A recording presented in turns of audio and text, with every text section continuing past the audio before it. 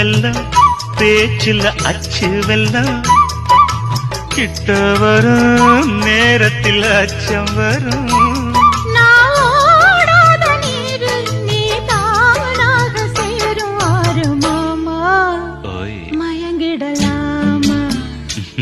அடமாமா மயங்கிடலாமா